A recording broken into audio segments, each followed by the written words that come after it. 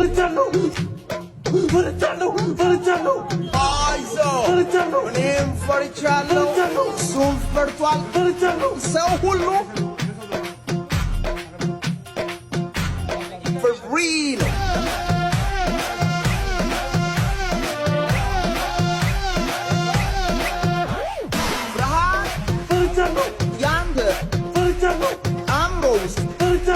ያለ እውነት የሚመስል የውሸት ታሪክ ነው